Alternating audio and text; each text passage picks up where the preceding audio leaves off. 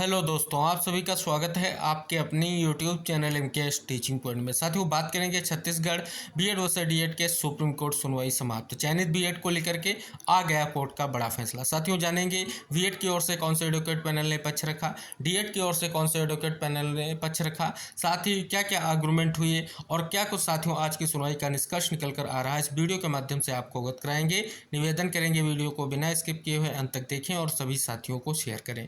जो साथी चैनल पर पहली बार विजिट कर रहे हैं तो कृपया चैनल को सब्सक्राइब करके बेल आइकन जरूर प्रेस कर लें। साथियों, आज की सुनवाई court number 7 serial number 24 justice Vikram Nath और जस्टिस प्रसन्ना सर की बेंच में संपन्न हुई।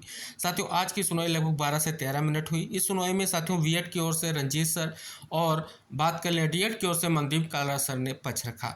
बीएड की ओर से साथियों बात कर लें तो जो मध्य प्रदेश के द्वारा लगाई गई एक महत्वपूर्ण क्लेरिफिकेशन थी उसका जो है जिक्र किया गया, जिसका जजमेंट साथियों आया है, जो कहीं ना कहीं बीएड को लेकर के चयनित बीएड को लेकर के महत्वपूर्ण है। हालांकि साथियों आप सभी को अवगत करा दें, डीएड की ओर से मनदीप काला सर ने कहीं ना कहीं स्पष्ट तौर पर छत्तीसगढ़ में जो अपॉइंटमेंट हुए थे उसकी बात उन्होंने की और कहीं ना कहीं जो 11 अगस्त 2023 का जजमेंट है उसको लेकर के कोर्ट के सामने सभी तथ्यों को रखा। और बहुत सारी साथियों आप सभी को अवगत करा दें, जो क्लेरिफिकेशन याचिकाएं थी जो डिस्पोज हुई उनका भी उन्होंने उल्लेख किया।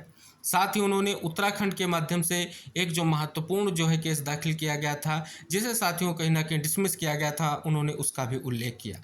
साथ ही उन्होंने अभी जो है छत्तीसगढ़ हाई कोर्ट में जो कंटेम्प्ट पिटीशन लगाई गई थी उसको साथियों डिस्पोज ऑफ किया गया, उसका भी उन्होंने कोर्ट के सामने जिक्र किया है। तो साथियों सभी तथ्यों को उन्होंने कोर्ट के सामने रखा और उसके बाद साथियों रंजीत सर ने भी कोर्ट के सामने बीएड को लेकर के पक्ष रखा। और साथियों उन्होंने सर्वप्रथम 13 मई की सुनवाई का और उसके बाद 17 तारीख की सुनवाई का उन्होंने जिक्र किया और साथ ही उन्होंने 2 जुलाई की सुनवाई का भी जिक्र किया और 3 तारीख की सुनवाई का वो ऑर्डर कोर्ट के सामने कहीं ना कहीं पढ़ के ये स्पष्ट किया कि अभी तक जो है कहीं ना कहीं जो सुनवाई लगी हुई थी जस्टिस सुधांशु धूलिया सर की बेंच में, उससे कोई भी निष्कर्ष जो है कहीं ना कहीं अभी नहीं निकला है।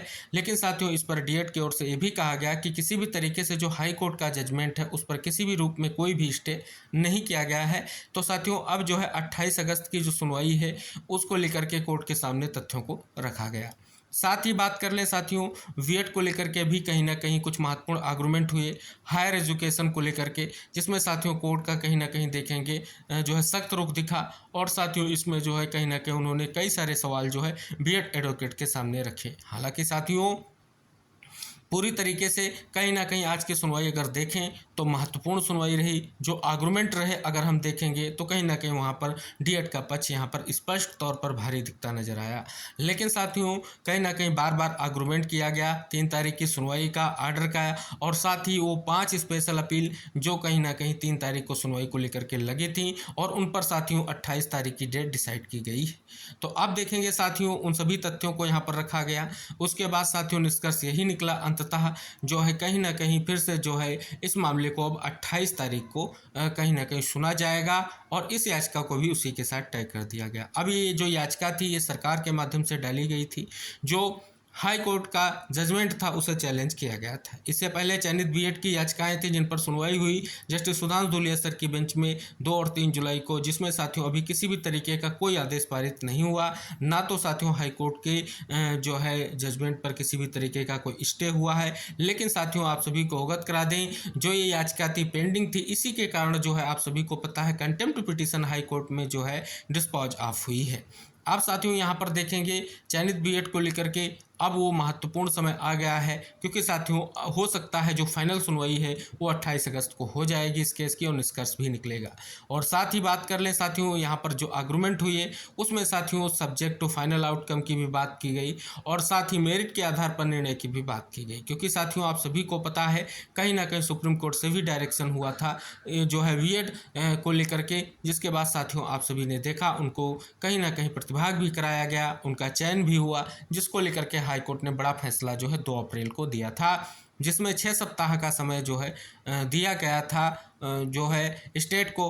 और जो है सिलेक्शन लिस्ट को रीअरेंज करते हुए डीएड कैंडिडेट को जो है नियुक्ति देने का निर्देश दिया गया था। हालांकि साथियों अब अंततः, क्योंकि साथियों जो ऑलरेडी 11 अगस्त का फैसला हो या 8 अप्रैल का फैसला हो, जो भी है वो कहीं ना कहीं जस्टिस सुधांशु धूलिया सर की बेंच के माध्यम से आया, तो इस वजह से साथियों अब जो सारे केस एक साथ अब जस्टिस सुधांशु धूलिया सर की बेंच में 28 अगस्त को सुनवाई को लेकर के सूचीबद्ध होंगे। तो आज की सुनवाई का साथियों यही निष्कर्ष कर रहा है कि निष्कर्ष यही निकल कर आ रहा है, बहुत सारे आर्गूमेंट हुए, लेकिन साथियों अंततः जो है कहीं ना कहीं वो तथ्य जो कोर्ट के सामने रखे गए, जिससे साथियों अब ये मामला फिर से जो है जस्टिस सुधांशु धूलिया सर के सामने सुना जाएगा और तभी साथियों निष्कर्ष निकल कर आएगा। इसके अलावा साथियों कोई भी आदेश पारित नहीं हुआ है, केवल और केवल आज की सुनवाई के आर्गूमेंट में अगर देखेंगे तो कहीं ना कहीं स्पष्ट तौर पर जो आपका 11 अगस्त 2023 का जजमेंट है उसके बिहाफ पर कहीं ना कहीं फैसला हाईकोर्ट ने दिया है। इस सभी तथ्यों का कहीं ना कहीं आज कोर्ट में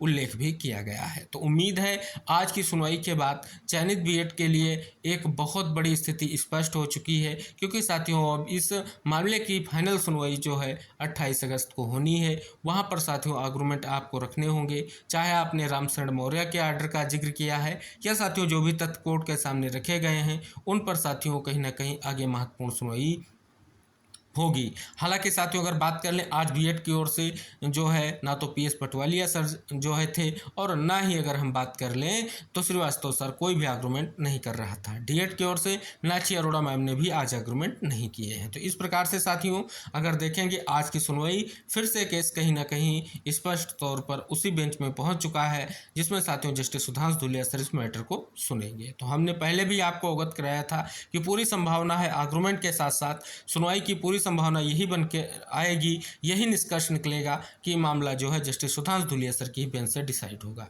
अब साथियों आखिरी मौका 28 तारीख की सुनवाई का है, वहां पर साथियों पूरा का पूरा निष्कर्ष निकलेगा। आप सभी को ऑलरेडी कहीं ना कहीं स्पष्ट तौर पर ये इंगित हो गया था और अंततः साथियों कोर्ट की ओर से यही निष्कर्ष निकल कर आया है।